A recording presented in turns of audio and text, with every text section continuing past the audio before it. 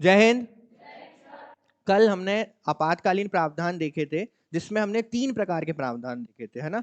सबसे पहले आप मुझे उन तीनों प्रावधानों के नाम बता दीजिए आर्टिकल के साथ, आर्टिकल नंबर के साथ। पहले ये बताओ किस भाग में है ये? भाग 18 में है। क्या ये हमारे मूल संविधान का हिस्सा है? अब मुझे ये बता दो आपातकालीन प्रावधान कहां से लिए गए हैं आपके? Government of India act 1935। पर यदि मैं बोलूं आपातकाल के समय जो आपके मूल अधिकारों का स्थगन किया जाता है या निलंबन किया जाता है, वो कहां से लिया गया है? जर्मनी से लिया गया। चलो यहां तक एकदम सही है। इसके बाद ये बताइए कितने प्रकार के आपातकालीन बंद की बात की गई है? 3 प्रकार के। पहला बताइए, राष्ट्रीय आपातकाल। ठीक है, पहले ये बताओ मुझे आप, हाँ चलो आर्टिकल बताओ, आर्टिकल नंबर 352। अब ये बताइए राष्ट्रीय आपातकाल जैसा नाम से क्लियर है कि ये राष्ट्र में लगाया जाता है, तो क्या ये संपूर्ण देश में लगाया जाता है या किसी क्षेत्र विशेष में भी लगाया जा सकता है? ये किसी क्षेत्र विशेष में भी लगाया जा सकता है। दूसरा, राज्यों में राष्ट्रपति शासन। राज्यों में राष्ट्रपति शासन। अच्छा कहां, कौन सा आर्टिकल? आर्टिकल 356। और तीसरा प्रावधान कौन सा है? वित्तीय आपातकाल, आर्टिकल नंबर 360। बिल्कुल सही। अच्छा कल हमने राष्ट्रीय आपातकाल देख लिया था, तो मुझे राष्ट्रीय आपातकाल को इंप्लीमेंट करने या लागू करने का आधार बता दीजिए क्या है? आधार बताओ सबसे पहले कि किस बेसिस पर यह लगाया जा सकता है। युद्ध की स्थिति में। दूसरा, बाहरी आक्रमण। और तीसरा, सशस्त्र विद्रोह। सशस्त्र विद्रोह के आधार पर लगाया जा सकता है। इतने आधारों पर ये लगाया जा सकता है। ठीक है, अब मुझे एक चीज बताओ, अगर आपको कुछ याद आ रहा हो कि ऐसा कौन सा मूल अधिकार है जो सशस्त्र विद्रोह के मामले में समाप्त नहीं होगा पर युद्ध और बाहरी आक्रमण के मामले पर वो समाप्त हो जाता है? Article number 19। आर्टिकल नंबर 19 आपका, जब भी देश में बाहरी आक्रमण के आधार पर आपातकाल लगाया जाएगा तो आपके आर्टिकल नंबर 19 का स्थगन नहीं किया जाएगा। पर जब युद्ध या बाहरी आक्रमण के आधार पर आपातकाल लगाया जाएगा तो आर्टिकल नंबर 19 जो आपको 6 प्रकार की स्वतंत्रताएं देता है वो अपने आप क्या हो जाएगा? अच्छा, वो वापस अस्तित्व में या जीवित कब होगा? वो जब आपातकाल समाप्त हो जाएगा वो जीवित हो जाएगा। तो हमने ये देखा था कि राष्ट्रीय आपातकाल कैसे लगाया जाता है, क्यों लगाया जाता है, और जब ये लगाया जाता है तो चीजों में क्या क्या परिवर्तन हमको देखने को मिलते हैं। हमने देखा था कि मूल अधिकारों का स्थगन हो जाता है 20 और 21 को छोड़कर। फिर हमने देखा लोकसभा के कार्यकाल को 1 वर्ष के लिए बढ़ा दिया जाता है, और जो सारी शक्तियां हैं वो क्या हो जाती हैं? एकीकृत हो जाती हैं, यानी केंद्र के पास चली जाती हैं। अच्छा, इन सब पे हमने एक चर्चा नहीं की थी कल कि न्यायपालिका पर इसका क्या असर पड़ता है। राष्ट्रीय आपातकाल का न्यायपालिका पर क्या असर पड़ता है? न्यायपालिका पर कोई भी असर नहीं पड़ता है, कोई असर नहीं। न्यायपालिका अपने वास्तविक स्वरूप में बनी रहती है, अर्थात पूर्णतः स्वतंत्र न्यायपालिका हमें देखने को मिलती है। ये हमने कल देखा था। अब हमें आगे बढ़ना है। आज हमें क्या देखना है? President rule. प्रेसिडेंट रूल कहां पर? राज्यों में प्रेसिडेंट रूल लगाया जाना। चलो मुझे कोई ये बता सकता है ये प्रेसिडेंट रूल राज्यों में लगाया क्यों जाता है? कि प्रेसिडेंट का मन किया कि हमें लगाना है तो लगा दिया।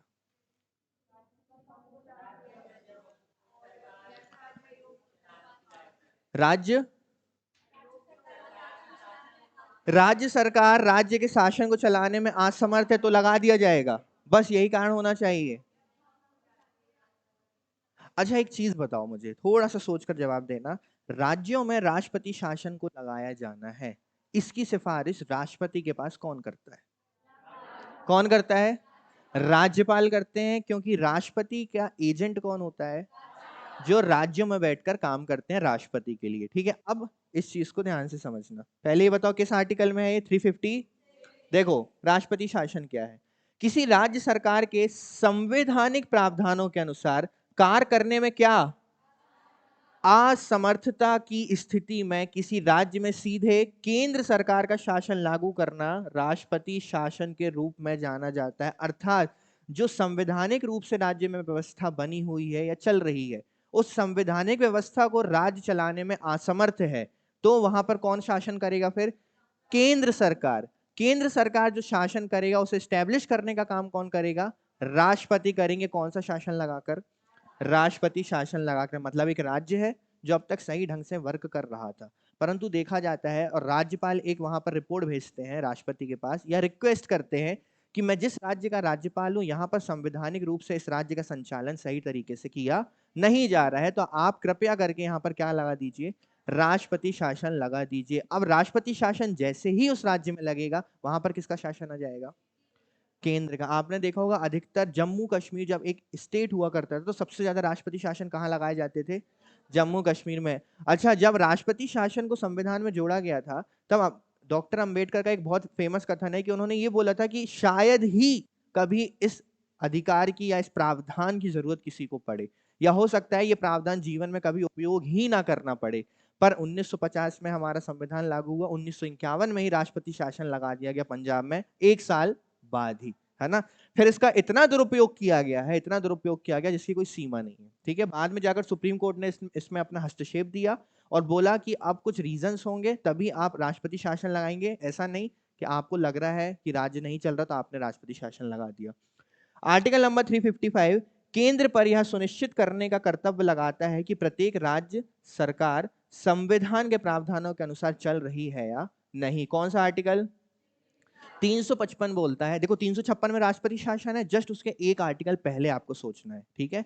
356 में लगाया जाएगा राष्ट्रपति शासन। 355 में केंद्र सरकार को एक कर्तव्य दिया गया है कि आप इस चीज की देखरेख करो कि जो राज्य है वो संवैधानिक रूप से सही चल रहे हैं या नहीं। अगर 355 में वो सही नहीं चल रहे हैं तो 356 में क्या लगा दो? ये सीरीज याद रखोगे तो आपको आर्टिकल याद रहेगा, ठीक है। 355 में केंद्र सरकार का कर्तव्य है कि वो देखेगा कि राज्य संवैधानिक रूप से चल रहा है या नहीं, और 355 के अनुसार अगर वो नहीं चल रहा है तो 356 में आप क्या लगा दो? राष्ट्रपति शासन लगा दो। यह वह कर्तव्य है जिसके प्रदर्शन में केंद्र किसी राज्य में संवैधानिक तंत्र की विफलता की स्थिति में अनुच्छेद 356 के तहत राज्य की सरकार को अपने हाथ में ले सकता है, अर्थात राष्ट्रपति शासन लगा सकता है। इसे आम भाषा में राष्ट्रपति शासन के नाम से जाना जाता है। तो हमें एक चीज तो समझ में आई कि राष्ट्रपति शासन को लगाने का आधार यह है कि राज्य में संवैधानिक रूप से व्यवस्था नहीं चल रही है, और केंद्र को ये देखने को मिलता है और राज्यपाल को अपनी रिपोर्ट, राज्यपाल द्वारा रिपोर्ट मिलती है तो राष्ट्रपति उस पर क्या लगा देते हैं? राष्ट्रपति शासन लगा देते हैं। अब आगे बढ़ते हैं, कैसे लगाया जाता है। अच्छा, अधिरोपण का आधार अभी हम देख चुके हैं, फिर से देख लेते हैं। अनुच्छेद 356 राष्ट्रपति को उद्घोषणा जारी करने का अधिकार देता है यदि वह संतुष्ट है कि ऐसी स्थिति उत्पन्न हो गई है जिसमें किसी राज्य की सरकार संविधान के प्रावधानों के अनुसार नहीं चल रही है। अभी हमने चर्चा की। अब आर्टिकल नंबर 365, ये 365 ही है, ये मत सोचना कि हमने उल्टा पलट के लिख दिया, ठीक है। आर्टिकल 365 कहता है कि जब भी कोई राज्य केंद्र के किसी निर्देश का पालन करने या लागू करने में क्या रहता है? विफल रहता है। आपको पता है हमारे यहाँ संघवाद की विचारधारा है, और संघवाद की विचारधारा में कुछ ऐसे विषय हैं जो केंद्र के पास रखे गए हैं और कुछ विषय संवर्ती सूची में रखे गए हैं। और ऐसी सूची में जब केंद्र सरकार कानून बनाएगी तो उस कानून को राज्यों में लागू करना किसका कर्तव्य है? राज्यों का कर्तव्य है। और राज्य यदि उन्हें लागू करने में विफल रहता है तो राष्ट्रपति के लिए यह मानना वैध होगा कि ऐसी स्थिति उत्पन्न हो गई है जिसमें राज्य की सरकार उसके अनुसार नहीं चल रही है, अर्थात वो क्या लगा सकते हैं? राष्ट्रपति शासन लगा सकते हैं। तो हमने दो आधार देखे, पहला संवैधानिक रूप से राज्य नहीं वर्क कर रहा है, दूसरा वो केंद्र की बात भी नहीं मान रहा है और केंद्र सरकार जो कानून उसे पारित करने बोलती है वह उसे पारित करने में भी असमर्थ है, तो आप क्या लगा सकते हैं? राष्ट्रपति शासन लगा सकते हैं। अधिरोपण के आधार देखो वही चीज है, राज्य में संवैधानिक तंत्र का विफल होने पर, पंथ निरपेक्षता के उल्लंघन होने पर, अनुच्छेद 365 का पालन ना होने पर। 365 का पालन मतलब कि राज्य ना तो बात मान रहा है केंद्र सरकार की, ना ही कानून लागू कर पा रहा है, ठीक है। ये चीजें हमने देख ली। अब संसदीय अनुमोदन और अवधि, इसे लागू कैसे किया जाता है? देखो आपको याद है कैसे लागू किया जा रहा था राष्ट्रीय आपातकाल को? लोकसभा और राज्यसभा दोनों सदनों में क्या चाहिए थी? सहमति चाहिए थी। किस बहुमत से? पर एक बात बताओ, ये जो बहुमत था, ये जो प्रस्ताव था जिसे पारित करना था, इसके लिए समय कितना था? अब याद रखना, राज्यों में राष्ट्रपति शासन के लिए समय दिया जाएगा 2 माह का। कितना? वहां पर जो 1 माह था वो यहाँ कितना हो जाएगा? 2 माह हो जाएगा। और वहां जो विशेष बहुमत था वो यहाँ कितना हो जाए? क्या हो जाए? साधारण बहुमत। राज्यों में राष्ट्रपति शासन और वित्तीय आपातकाल, ये दोनों साधारण बहुमत से लागू किए जा सकते हैं। प्रोसेस सेम रहेगी। देखो, राज्य में आपातकाल की उद्घोषणा राष्ट्रपति राज्यपाल की रिपोर्ट पर करता है। राज्य में आपातकाल की उद्घोषणा को संसद के दोनों सदनों में कौन सा बहुमत? साधारण बहुमत, पहली चीज। और दूसरा कितना? 2 माह के अंदर। राष्ट्रीय आपातकाल में कितना समय दिया जा रहा था? 2 माह के अंदर पारित होना अनिवार्य होता है। वही चीज है। देखो, राष्ट्रपति शासन लगाया गया, कहां पर? राज्यों में राष्ट्रपति शासन लगाया गया। अब राष्ट्रपति शासन जब लगा है तो आपको इसको पास करवाना है, इस प्रस्ताव को, या स्वीकृति चाहिए। कहां से? कहां से चाहिए स्वीकृति? पहले ये बताइए, स्वीकृति कितने समय के भीतर चाहिए? 2 माह के भीतर। 2 माह के भीतर आपको स्वीकृति चाहिए। कहां से चाहिए? संसद से चाहिए। संसद के कौन से सदन? लोकसभा से भी और राज्यसभा से भी, इन दोनों सदनों से चाहिए। और ये दोनों जो अपनी स्वीकृति देंगे, कौन से बहुमत से देंगे? साधारण बहुमत से देंगे। और हम जानते हैं साधारण बहुमत का मतलब क्या होता है? उपस्थित सदस्यों का 50% प्लस 1 क्या कहलाता है? साधारण बहुमत। और साधारण बहुमत मिल गया तो इस प्रस्ताव को क्या मिल जाएगी?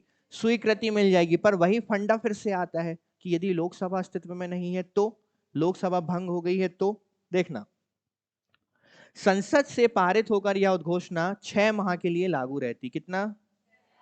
आपका राष्ट्रीय आपातकाल कितने समय के लिए लागू था? 6 माह। अब यहां पे एक चीज बदल जाएगी। आपको पता था कि जब हम राष्ट्रीय आपातकाल को 6 महीने के लिए लागू करते हैं तो हम वापस से उस प्रस्ताव को संसद में रखकर 6-6 माह कर का असीमित काल के लिए बढ़ा सकते हैं। यानी उसका कोई टाइम पीरियड नहीं है। 6 माह के बाद 6 माह, 6 माह, 6 माह करके कितना भी आप उसको बढ़ा सकते हो। परंतु जब बात होती है राष्ट्रपति शासन की राज्यों में, तो इसके लिए एक सीमा निर्धारित की गई है। और वो सीमा कितनी है?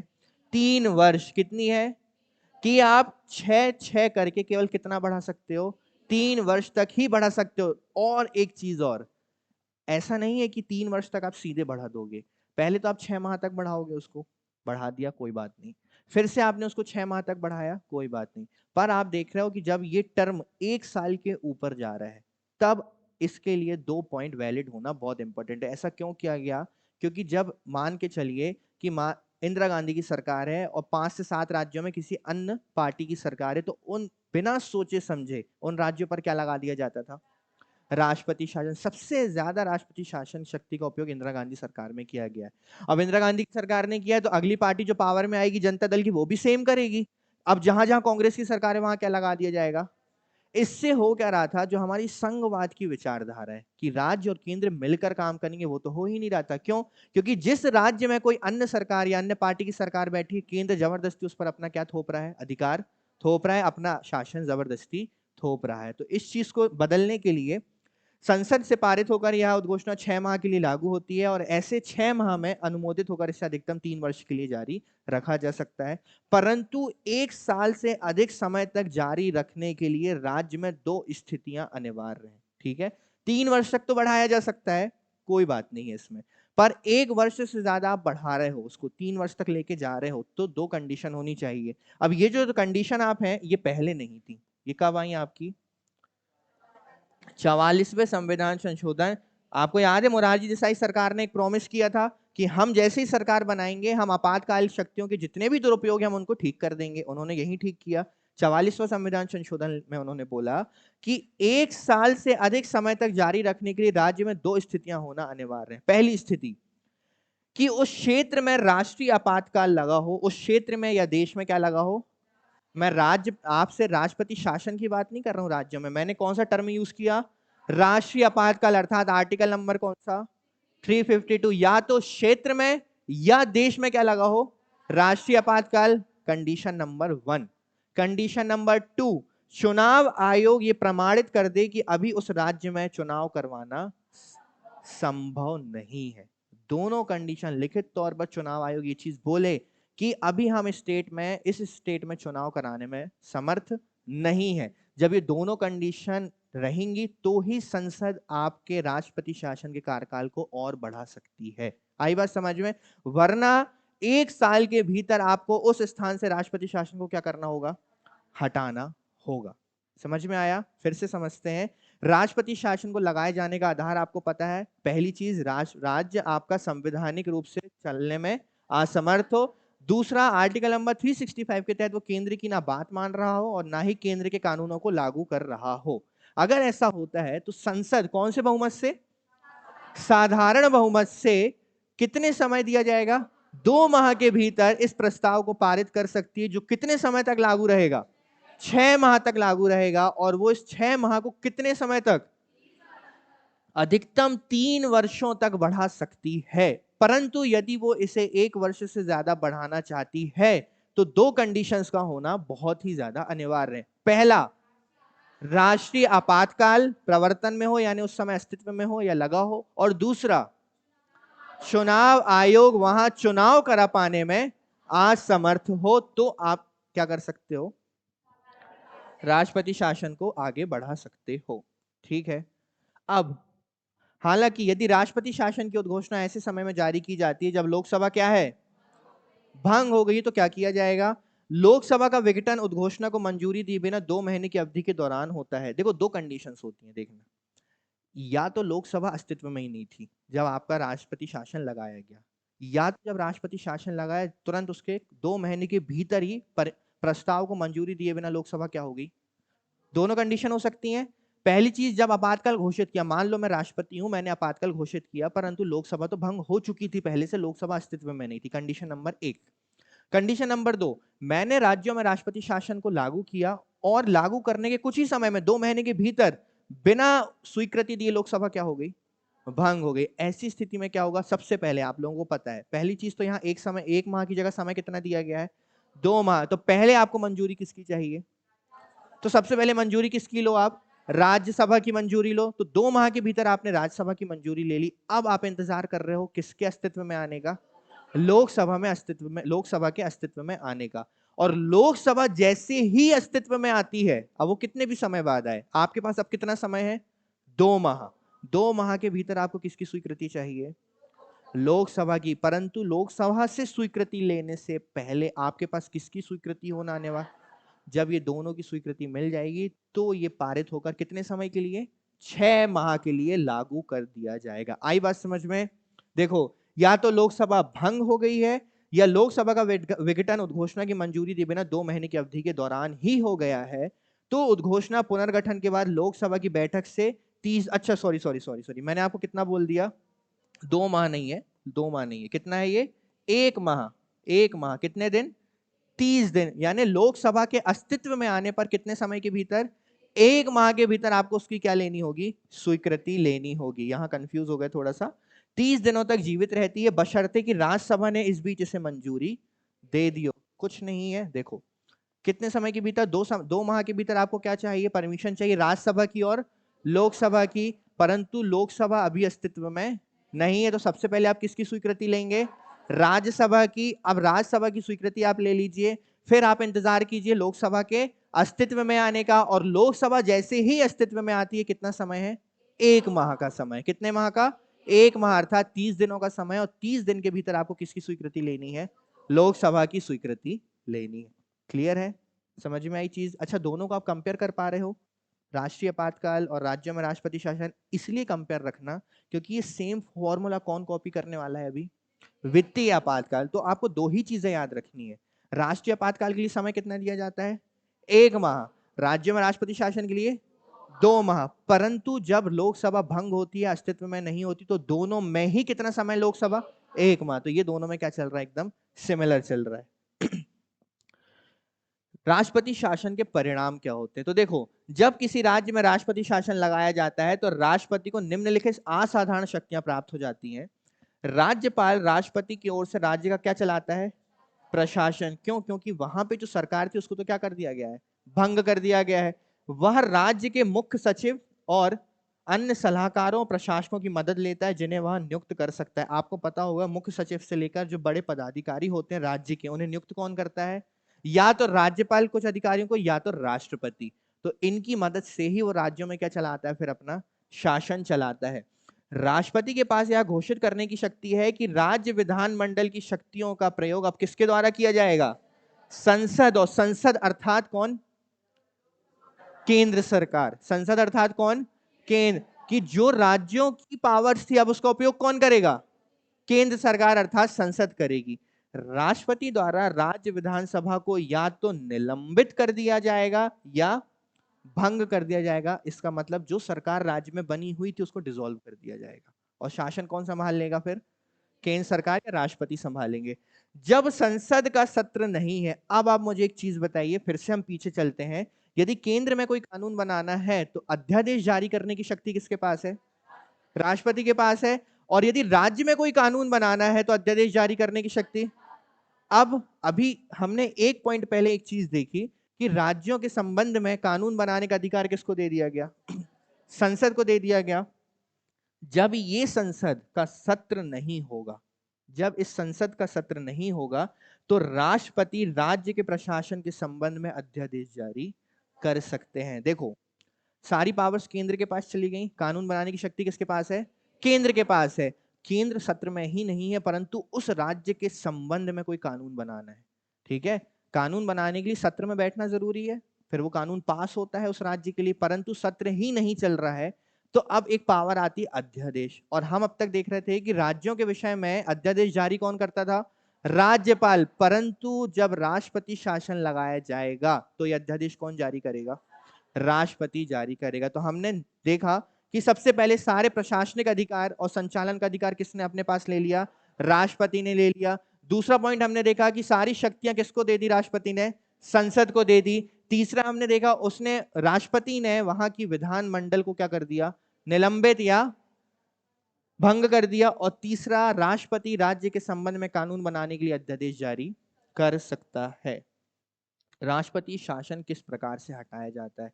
तो लगाना भले ही मुश्किल है पर हटाना मुश्किल नहीं है। ऐसी उद्घोषणा के बाद राष्ट्रपति उद्घोषणा के द्वारा यानी स्वयं से इस राष्ट्रपति शासन को किसी भी समय हटा सकता है। निरसन की उद्घोषणा के लिए संसद की मंजूरी की आवश्यकता नहीं है। क्लियर है?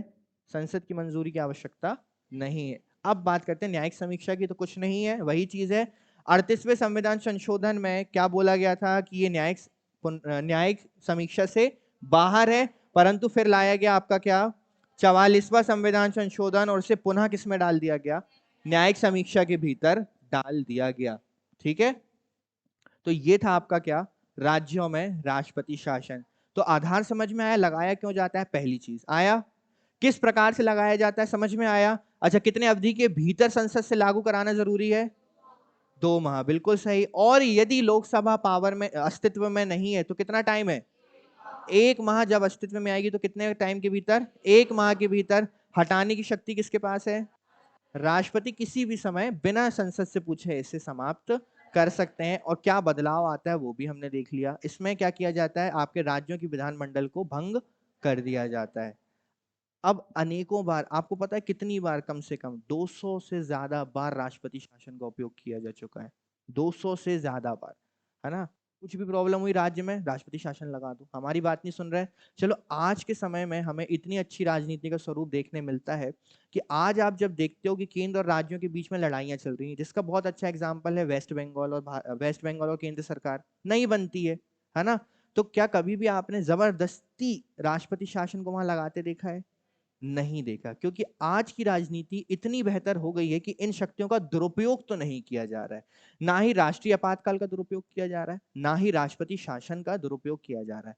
फिर आता है तीसरे नंबर का आर्टिकल, आपका आर्टिकल नंबर 360, 360, जो क्या बात करता है? फाइनेंशियल इमरजेंसी, अर्थात कौन सा? वित्तीय आपातकाल। अच्छा, हमारे भारत में इतना अच्छा तो आज तक रहा है वित्तीय वित्तीय सभी प्रकार के कार्य कि आज तक वित्तीय आपातकाल लगाने की जरूरत हमें नहीं पड़ी। क्योंकि हम पैसों से कमजोर हैं क्या? वित्त से कमजोर हैं क्या? तो क्या तभी लगाया जाता है वित्तीय आपातकाल जब पैसे खत्म हो गए बैंक अकाउंट में? एसबीआई में भारत के पैसे नहीं बचे तो वित्तीय आपातकाल लगा दो, ऐसा होता है क्या? देखो, होता क्या है, मैं आपको पहले थोड़ी सी कहानी के तौर पे बता देता हूँ। आपने आरबीआई बैंक का नाम सुना है? वित्तीय आपातकाल लगा। अच्छा चलो, आप मुझे ये बताओ सबसे पहले कि ये जो टर्म है फाइनेंशियल इमरजेंसी, वित्तीय आपातकाल, इस ये आपके दिमाग में क्या सोचने पे मजबूर करती है कि कब लगाया जाता होगा वित्तीय आपातकाल? बताओ। जब पैसों की कमी हो गई। सही में ये टर्म सही होगा, पैसों की कमी, मुद्रा कमजोर हो जाती है, ये पॉइंट बोला जा सकता है कि हमारी मुद्रा कमजोर हो जाती है। हमारी मुद्रा डॉलर है, क्या है? अच्छा, रुपया है। ठीक है, ठीक है, रुपया है तो मुद्रा कमजोर हो जाती है। दूसरा पॉइंट, आर्थिक स्थिति बिगड़ जाती है। कैसी आर्थिक स्थिति? पीएम के पास कुर्ते खरीदने के पैसे नहीं बचे हैं, वित्तीय आपातकाल लगा दो, ऐसा होता है क्या? फिर देखो, आपको मैं सबसे बड़ा इसका पॉइंट बता देता हूं। आपने आरबीआई का नाम सुना है? आरबीआई को बैंकों का बैंक कहा जाता है, ठीक है? ये बैंकों के फादर हैं। हमारे भारत में जो बैंक्स हैं उसके पिताजी कौन है? आरबीआई हैं। अब आरबीआई हमारे यहाँ जो अदर बैंक्स हैं इनको क्या करते हैं? रेगुलेट करते हैं। अच्छा, ये बैंक क्या करते हैं? लोन देने का काम करते हैं, ठीक है? लोन देते हैं ये बैंक्स। और इन बैंक्स को लोन कौन देता है? आरबीआई देता है। तो फादर है ना, पिताजी है, तो पापा ही के पास जाएंगे लोन लेने। तो ये बैंक जाते हैं लोन लेने आरबीआई के पास, और इन बैंक से जो लोन लेते हैं वो होते कॉर्पोरेट्स। कॉर्पोरेट समझ गए? या फिर आप बोल सकते हैं कॉर्पोरेट्स को और क्या बोलते हैं, हिंदी में क्या बोलते हैं? सहकारी। बेटा कॉर्पोरेट थोड़ी बोला मैंने, है ना? जो निकाय होते हैं, कॉर्पोरेट्स होते हैं, जिन्हें लोन की आवश्यकता होती है। वो किसी भी प्रकार के हो सकते हैं, उद्योग भी हो सकते हैं या फिर यूनिट्स भी हो सकते हैं। अब कॉर्पोरेट को लोन चाहिए, उन्हें कौन देगा? बैंक देगा। अच्छा, बैंक कम दर पर लोन उठाता है आरबीआई से, और ज्यादा दर पर लोन किसको देता है? कॉर्पोरेट को। मान लो अगर आरबीआई से इसने 5% पे लिया है लोन, तो वो इनको 10% पे देगा, ठीक है? ये जो सारे लोन का लेन देन चलता है, इसकी एक वार्षिक रिपोर्ट किसके पास जाती है? आरबीआई के पास जाती है रिपोर्ट। और आरबीआई के पास एक समिति है, टीम है, जो ध्यान रखती है कि देश में वित्त का, फाइनेंस का लेन देन किस प्रकार से चल रहा है। ऐसा कौन सा वित्त है जो डूब चुका है, या ऐसा कौन सा वित्त है जो डूबने वाला है, या देखा जाता है कि किस हद तक अब कॉरपोरेट्स को या फिर कंपनीज को या दूसरी निकायों को, संस्थानों को लोन की आवश्यकता पड़ रही है। क्योंकि जितना ज्यादा लोन होगा उतना ज्यादा इंटरेस्ट होगा, और जितना ज्यादा लोन होगा देखा जाएगा कि उतनी ज्यादा वो निकाय कमजोर होता जा रहा है, ठीक है? देखो, लोन आया, आपने पैसा पटाया, यानी निकाय मजबूत है। परंतु अगर वो उस लोन को पटाने में क्या है, असमर्थ है, तो ये सारी रिपोर्ट्स का आकलन आरबीआई करता है। और वो इस स्थिति पर जाता है कि क्या भारत में सही में फाइनेंशियल क्राइसिस तो नहीं आ गया, इतना लोन की आवश्यकता क्यों पड़ रही है ना? इन चीजों को पर ध्यान देख रेख कौन करता है?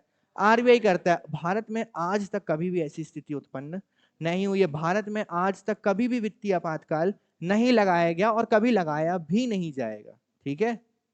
भारत को कभी शायद इसकी जरूरत ना पड़े, क्योंकि हमारे यहाँ जो फाइनेंशियल टर्म है, या जो फाइनेंशियल हमारे यहाँ सिस्टम चल रहा है, वो बहुत ही बेहतर ढंग से अभी वर्क कर रहा है। वित्तीय आपातकाल घोषणा का आधार देख लेते हैं। आर्टिकल नंबर कौन सा? 360। अब इसमें हम थोड़ा जल्दी चलेंगे क्योंकि इसमें कुछ बहुत ज्यादा समझने लायक नहीं है। राष्ट्रपति को वित्तीय आपातकाल घोषित करने का अधिकार देता है यदि वह संतुष्ट है कि ऐसी स्थिति उत्पन्न हो गई है जिसके कारण भारत या उसके क्षेत्र के किसी भी हिस्से को वित्तीय अस्थिरता या ऋण का खतरा है। वित्तीय अस्थिरता समझते हो? फाइनेंशियल स्टेबिलिटी क्या हो चुकी है वहां की? डगमगा चुकी है। और ऋण मतलब क्रेडिट बढ़ता जा रहा है। क्रेडिट मतलब लोन बढ़ता जा रहा है। वित्तीय आपातकाल तब लागू किया जाता है जब देश की अर्थव्यवस्था चरमरा जाती है और वित्तीय स्थिरता को खतरा होता है। परंतु ऐसा आज तक कभी हुआ नहीं है। अब देखो, वित्तीय आपातकाल की घोषणा करने वाली उद्घोषणा को इसे जारी करने की तारीख से कितने माह के भीतर? राष्ट्रपति शासन में भी सेम था, वही सेम सेम चीज है। भीतर संसद के दोनों सदनों द्वारा अनुमोदित किया जाना अनिवार्य है। एक बार संसद का कौन सा बहुमत? साधारण बहुमत से दोनों सदनों द्वारा अनुमोदित होने के बाद वित्तीय आपातकाल रद्द होने तक अनिश्चित काल तक के लिए जारी रहता है। अब एक चीज याद रखना, वित्तीय काल को बार बार बढ़ाने की जरूरत नहीं पड़ती है। ये अनिश्चित काल तक के लिए रहता है जब तक कि इसे समाप्त स्वयं ही ना किया जाए। यहां किसी भी प्रकार की टर्म का उपयोग नहीं किया गया, 6 माह, 1 साल, 3 साल। यहां सीधे बोला गया आपने लागू कर दिया, अब वो असीमित काल तक चलेगा जब तक आप उसे क्या नहीं कर देते हैं, रद्द नहीं कर देते हैं। हालांकि यदि वित्तीय आपातकाल की उद्घोषणा ऐसे समय में जारी की जाती है जब लोकसभा भंग हो गई है, तो वही सेम प्रोसेस कि पहले किसकी परमिशन ले लो?